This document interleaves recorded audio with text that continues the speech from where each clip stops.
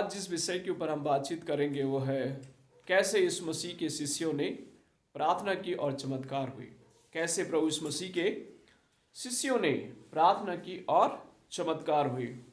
प्रेरितों के काम का जो हम पढ़े, प्रेरितों के काम की पुस्तक में प्रभु यीशु मसीह के जो 12 प्रेरित थे उनकी जो सेवा का वर्णन हम प्रेरितों के काम में पाते हैं और उनकी प्रार्थना का प्रभाव उनकी प्रार्थनाओं के द्वारा चिन्ह और चमत्कार कलीसिया में हुए और कलीसिया बढ़ती चली गई और अद्भुत चमत्कार हमें देखने को मिलता है। और जो हमें पहला चमत्कार जो प्रेरितों के काम उसका 3 अध्याय में मिलता है, मैं पढ़ना चाहता हूँ।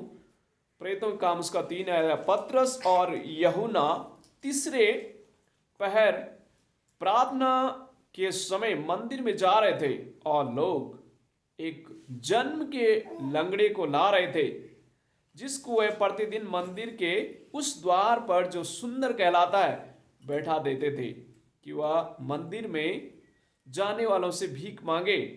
जब उसने पतरस और यूहन्ना को मंदिर में जाते देखा तो उनसे भीख मांगी। पतरस ने यूहन्ना के साथ उसकी ओर ध्यान से देख करके कहा, हमारी ओर देख। अतः वह उनसे कुछ पाने की आशा रखते हुए उनकी ओर ताकने लगा। तब पतरस ने कहा, चांदी और सोना तो मेरे पास नहीं, परंतु जो मेरे पास है वह तुझे देता हूं। यीशु मसीह नासरी के नाम से चल फिर। और उसने उसका दाहिना हाथ पकड़ के उसे उठाया और तुरंत उसके पांव और टखनों में बल आ गया और वो छल कर खड़ा हो गया और चलने फिरने लगा और चलता और कूदता और परमेश्वर की स्तुति करता हो उनके साथ मंदिर में गया। जैसे मैंने कहा, प्रेरितों ने बहुत सारे ऐसे चिन्ह चमत्कार किए। जहाँ प्रेरितों के काम को पढ़ेंगे, एक 38 वर्ष का एक व्यक्ति है जो लकवे का रोगी था और पतरस ने उसे कहा कि अपनी खाट उठा और चल फिर, और ये व्यक्ति भी जो है वो चंगा हो जाता है। और उनकी प्रार्थना के प्रभाव को हम इस पूरी पुस्तक में देखने पाते हैं कि पतरस जब बंदी गृह में था, कलीसिया उसके लिए प्रार्थना कर रही थी और बंदी गृह से उसे छुटकारा मिलता है। 5 अध्याय में हमें मिलता है जब हननिया और सफीरा उन्होंने झूठ कहा और प्रेरित पतरस ने उन्हें जब पूछा, उन्होंने उस झूठ को झूठी कहते हुए उसे स्वीकारा और सच नहीं कहा और उसका दंड उनके ऊपर आता है और उनकी मृत्यु हो जाती। तो ऐसे बहुत सारे ऐसे चिन्ह चमत्कार हमें इस प्रेरितों के काम में देखने को मिलता है। पर जैसे मैंने कहा, यीशु मसीह के जो शिष्य हैं उनकी जो प्रार्थना है, उनकी प्रार्थना और चमत्कार के बारे में आज हम देखें कैसे उन्होंने प्रार्थना की, कैसे इस मसीह के शिष्यों ने प्रार्थना की।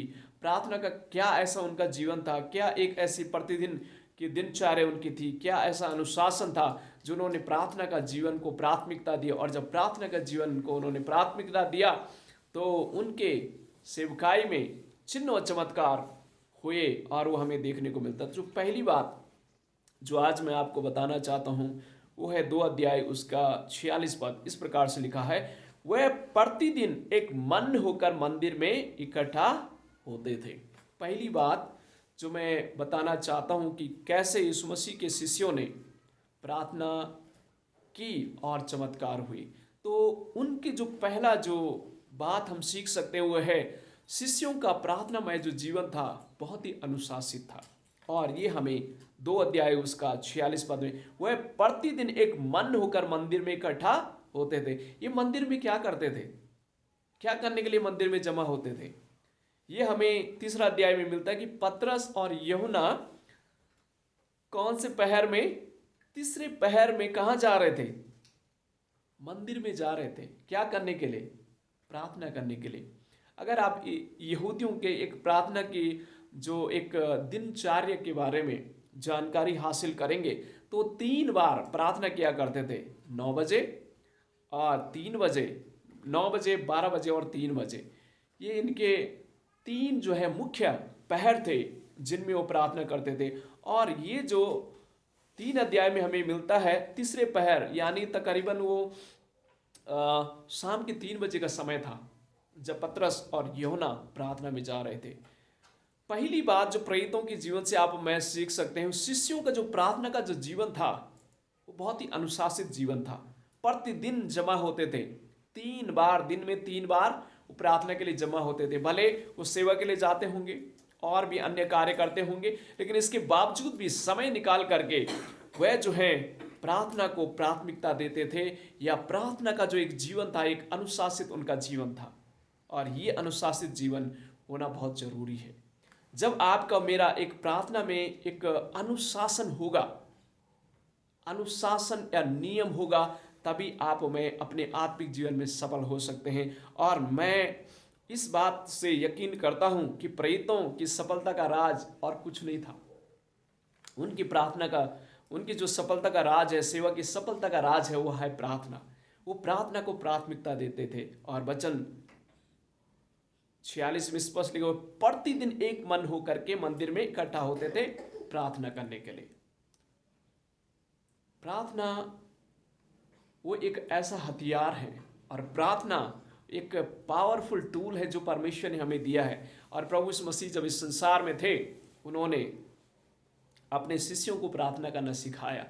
और जैसे पिछली बार हमने प्रार्थना के बारे में, प्रभु की प्रार्थना के बारे में सीखा कि कैसे प्रभु यीशु मसीह ने उन्हें प्रार्थना करने का एक तरीका बताया कि किस तरीके से तुम्हें प्रार्थना करना है। परमेश्वर की उपस्थिति को महसूस करते हुए, उसकी आराधना करते हुए, उसकी प्रशंसा करते हुए प्रार्थना जब आप में करते हैं, उसे महसूस करते हैं, उसकी मौजूदगी को, तो मंदिर में इसीलिए जाते थे कि परमेश्वर की उपस्थिति को आभास करने के लिए, परमेश्वर की उपस्थिति को अनुभव करने के लिए, और परमेश्वर से प्रार्थना करने के लिए वो लोग जमा होते थे।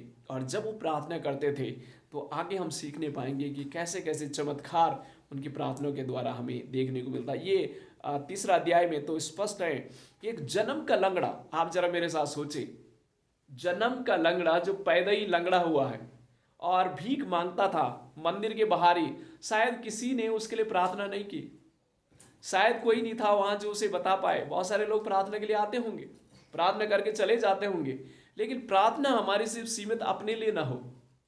कई बार हम सिर्फ स्वार्थी हो जाते हैं, हमारी प्रार्थना सीमित अपने लिए होती है।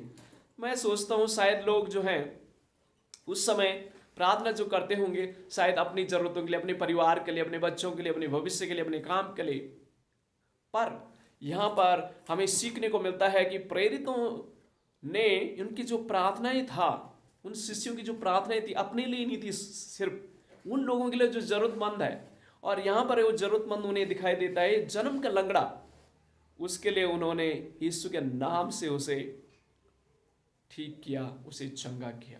प्रियो, आपकी प्रार्थना, मेरी प्रार्थना सिर्फ अपने लिए ही नहीं सीमित होनी चाहिए। हमारी प्रार्थना जरूरतमंदों के लिए होना बहुत जरूरी है। जो जरूरत में है उनके लिए प्रार्थना करें। और प्रार्थना कैसे परमेश्वर हमारी सुनता है, जैसे प्रेरितों की प्रार्थना को परमेश्वर ने सुना, यीशु के शिष्यों की प्रार्थना को सुना, आपकी मेरी भी सुनेगा। पर हमारी प्रार्थना में एक अनुशासन होना बहुत जरूरी है। एक हमारे प्रार्थना का जो जीवन में है वो दिनचर्या का भाग होना हमारा चाहिए, वो एक रेगुलर प्रैक्टिस हमारी होनी चाहिए। और इन्होंने इस रेगुलर प्रार्थना की प्रैक्टिस को जारी रखा। जिन्होंने यीशु को देखा, सुबह जल्दी उठते हुए, शाम को रात प्रार्थना में समय व्यतीत करते थे, दिन के समय में भी जब उन्हें समय मिलता अलग निकाल करके प्रार्थना किया करते। तो ये प्रार्थना का जीवन हमारा होना बहुत जरूरी है। ऐसा प्रार्थना का अनुशासन हमारा होना अति जरूरी है। तो पहली बात मैं आपको ये बताना चाहता हूँ कि हमारी प्रार्थना में क्या होना चाहिए, अनुशासन होना चाहिए। और जैसे प्रेरितों का था ऐसा अनुशासन हमारे जीवन में होना चाहिए। और दूसरी बात जो हमें सीखने को मिलती है वो है 2 अध्याय और उसका 22 पद से जहाँ आगे आप पढ़ेंगे तो यहाँ पर इस प्रकार से इसका पृष्ठभूमि है कि प्रेरित पतरस जब परमेश्वर के पवित्र आत्मा से कलीसिया भर गई, पतरस खड़े होकर के संदेश देता है, परमेश्वर के बारे में शिक्षा लोगों को देता है खड़े उठ करके। और लोग सब सुन रहे हैं क्योंकि वहाँ पर एक पेंटिकॉस्ट का एक पर्व था जो वहाँ पर था यरूशलेम में, और प्रेरित वहाँ पर जमा हुए थे, देश विदेश से यहूदी समाज के लोग वहाँ पर जमा हुए थे इस पर्व को मनाने के लिए। और बहुत सारी भीड़ वहाँ पर है, प्रेरितों के ऊपर परमेश्वर की पवित्र आत्मा उतरता है और यहाँ पर बहुत सारी भीड़ है। और यहाँ पर प्रेरित पतरस खड़े होकर के कहता है 22 पद, 2 अध्याय, प्रेरितों के काम 2 अध्याय उसका 22 पद इस प्रकार से लिखा है, हे इस्राएलियों ये बात सुनो, यीशु नासरी एक मनुष्य था जिसका परमेश्वर की ओर से होने का परिणाम उन सामर्थ के कामों और आश्चर्य के कामों और चिन्हों से प्रकट है जो परमेश्वर ने तुम्हारे बीच उसके द्वारा कर दिखाए, जिसे तुम आप भी जानते हो। यानी प्रेरित पतरस उन शिक्षाओं को दे रहा है जो यीशु मसीह ने इस दुनिया में की, शिक्षा लोगों को दे रहा है, गवाही दे रहा है, बता रहा है कि यीशु मसीह इस दुनिया में थे, उन्होंने अंधों को आंखें दी, लंगड़ों को चलाया, बैरों को सुनने की शक्ति दी, मरे हुए लोगों को जिंदा किया। और वही गवाही प्रेरित पतरस लोगों को यहां पर दे रहे हैं। जिन लोगों ने यीशु मसीह को मारा, सलीब पर चढ़ाया, कब्र में डाल दिया, प्रेरित पतरस कह रहा है प्रभु यीशु मसीह मृत्यु में से जिंदा हुआ है, उसको कोई भी नहीं रोक पाया है। ये शिक्षा जो है प्रेरित पतरस जो है वहां पर कलीसिया को दे रहा है। और 37 पद इस प्रकार से कहता है, लोग सुन रहे थे बड़े ध्यान से इस वचनों को, ये गवाहियों को सुन रहे थे। 37 वचन कहते, तब सुनने वालों के हृदय छिद गए और वे पतरस और शेष प्रेरितों से पूछने लगे, हे भाइयों हम क्या करें। जो दूसरी बात मैं आपको बताना चाहता हूं वो है उनकी शिक्षा जो है बहुत ही प्रभावी थी। पहली बात हमने सीखी, शिष्यों का प्रार्थना का जो जीवन था अनुशासित जीवन था, और उस अनुशासित जीवन के कारण वो अपनी सेवा में, अपने कार्य में सफल हो पाए।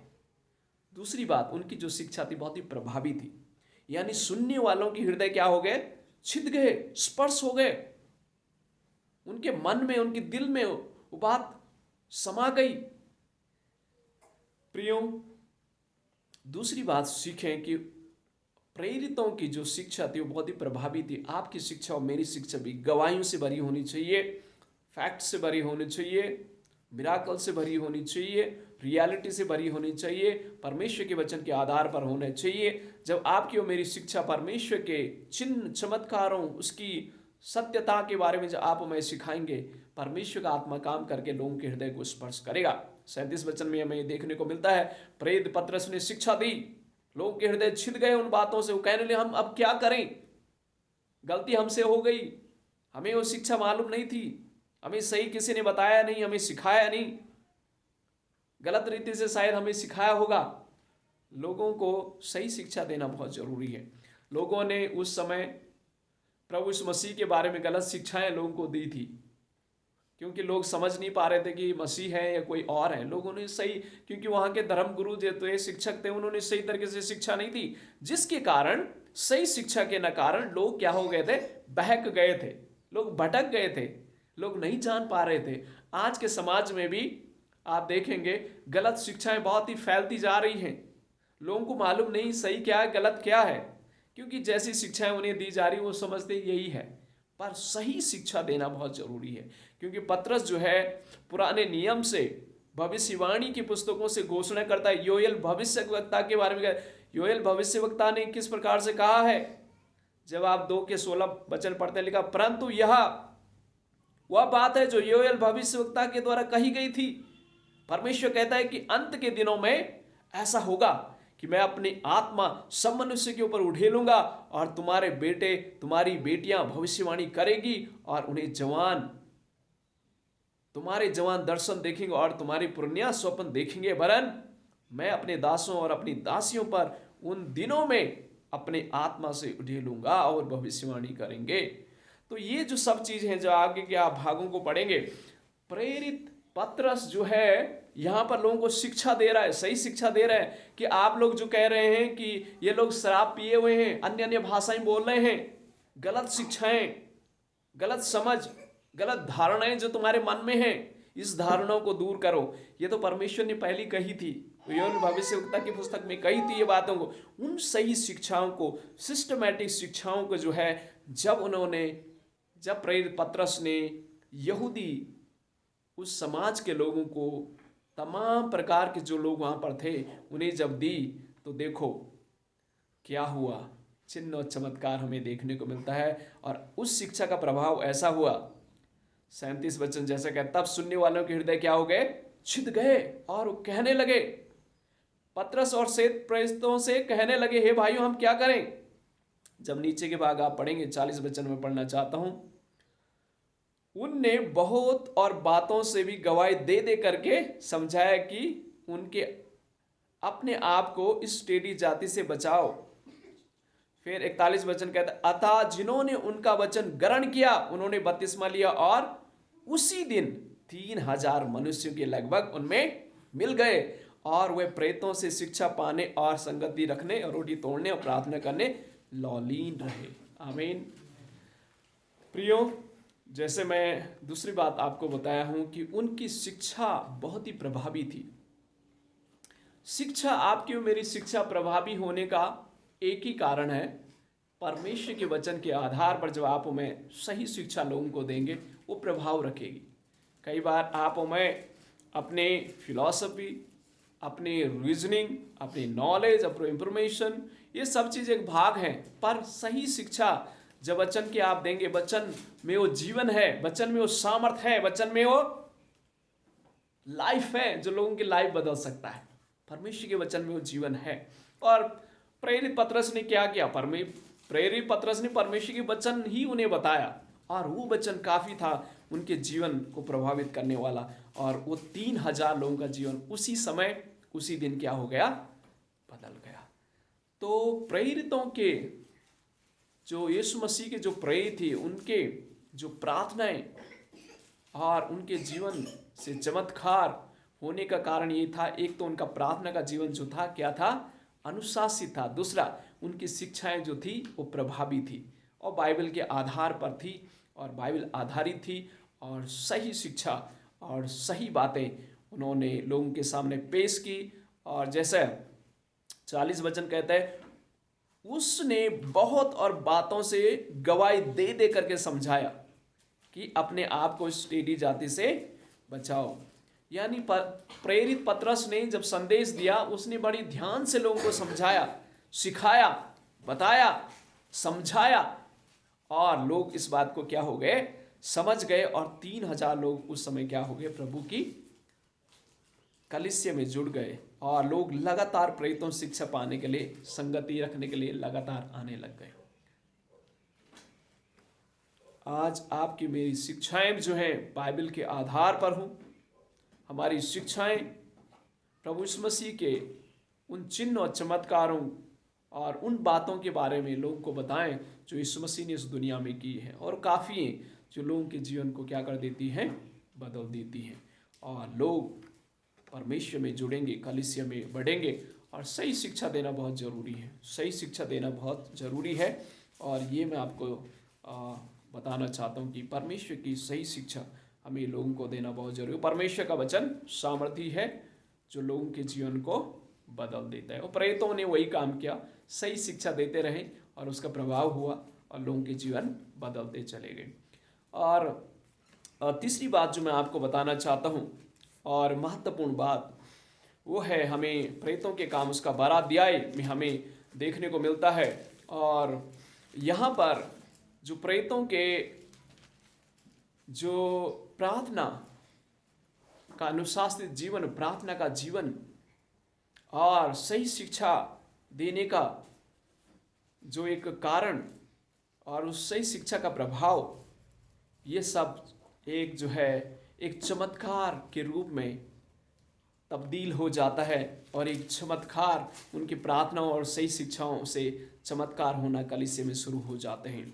और वो हमें 12 अध्याय में मिलता है। जब 12 अध्याय आप पढ़ेंगे, यहाँ पर इस प्रकार से इसका पृष्ठभूमि है कि पतरस जब शिक्षाएं देता था, लोगों को बता रहे थे, गवाही देते थे, लोगों को, बीमारों को चंगा करते थे, अद्भुत चमत्कार करते थे। जब आप प्रेरितों के काम पढ़ेंगे तो बहुत सारे लोग तो इवन प्रेरितों के सामने बीमारों को रखते थे, खाट लगा करके रखते थे, भीड़ की भीड़ लगा के रखते थे कि कहीं प्रेरित आए, प्रेरित पतरस आए और शिष्य आए, और उनकी छाया से, स्पेशली प्रेरित पतरस की जो छाया है, पर छाया से जो है रोगी चंगे होने शुरू हो जाते थे। तो ये चिन्ह और चमत्कार प्रेरितों के काम में हमें देखने को मिलते हैं। और जब ये सब चमत्कार हो रहे थे, लोग प्रभु में जुड़ते जा रहे थे, तो कलीसिया में क्या होना शुरू हो गया? सताव बढ़ना शुरू हो गया। प्रेरित पतरस को कैद में डाला गया, और जब प्रेरित पतरस कैद में था, ये हेरोदेस वही हेरोदेस है जिसने प्रभु यीशु मसीह के समय में बहुत सारा लोगों को हत्या की। ये बहुत ही क्रूर हेरोदेस था जिसने बहुत लोगों को मारा, कत्ल किया। यहाँ पर उसने 12 अध्याय उसका 2 वचन में लिखा, उसने यूहन्ना के भाई याकूब को तलवार से मरवा डाला। और जब उसने देखा कि यहूदी लोग इससे आनंदित होते हैं, तो उसने पतरस को भी पकड़ लिया, और वह दिन अख़मीरी रोटी के दिन थे। उसने उसे पकड़ के बंदी गृह में डाल दिया और 4 सिपाहियों के 4 पहरे में रखा, इस विचार से कि फसह के बाद उसे लोगों के सामने लाऊं। बंदी गृह में पतरस बंद था, परंतु कलीसिया उसके लिए लौ लगा करके प्रार्थना कर रही थी। आमीन। प्रियो, जब इस पूरे अध्याय को आप पढ़ेंगे, कलीसिया लगातार प्रार्थना कर रही थी, लौ लगा, एक मन के साथ, एक हृदय के साथ, क्योंकि उनका जीवन का भाग था, वो अनुशासन था उनका प्रार्थना का, और वो प्रार्थना लगातार जो उसके लिए कर रहे थे। जब आगे आप पढ़ेंगे, 6 पद पढ़ेंगे और नीचे के भागों को पढ़ेंगे, तो हमें देखने को मिलेगा। मैं 7 अध्याय के लास्ट पैरा को पढ़ना चाहता हूँ। इस प्रकार से लिखा, प्रभु का एक स्वर्गदूत आ खड़ा हुआ और उस कोठरी में ज्योति चमकी, और उसने पतरस की पसली पर हाथ मार के उसे जगाया और कहा, उठ जल्दी कर, और उसके हाथों से जंजीर खुलकर गिर पड़ी। आमीन। चमत्कार उनकी शिक्षाओं का प्रतिफल था। किनकी? प्रेरितों की।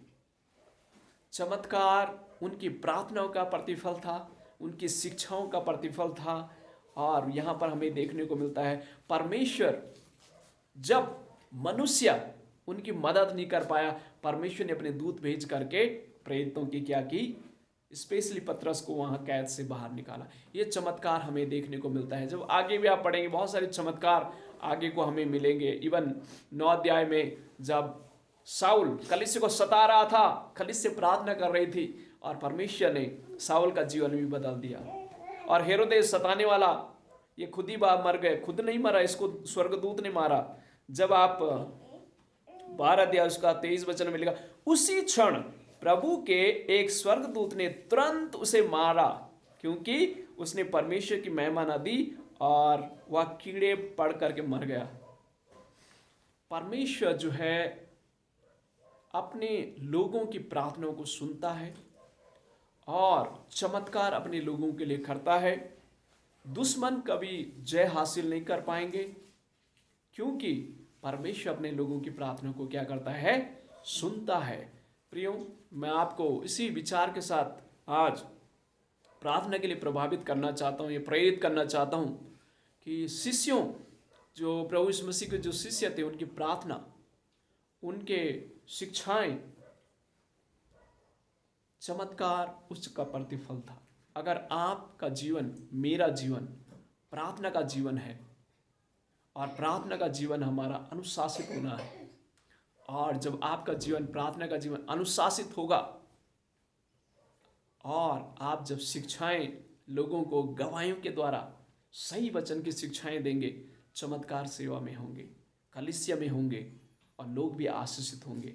उस समय बहुत सारे बीमार चंगे हुए, लंगड़े चंगे हुए, जन्म के लंगड़े ठीक हुए, लकवे के 38 वर्ष के लकवे के रोगी चंगे हुए, कठोर हृदय वालों के हृदय परमेश्वर ने बदले, साउल के जैसे लोगों के हृदय को बदले। आज जब आप हमें प्रार्थना करने जा रहे हैं, परमेश्वर चमत्कार करने जा रहे हैं। परमेश्वर इस वचन के द्वारा हमें आशीष दे।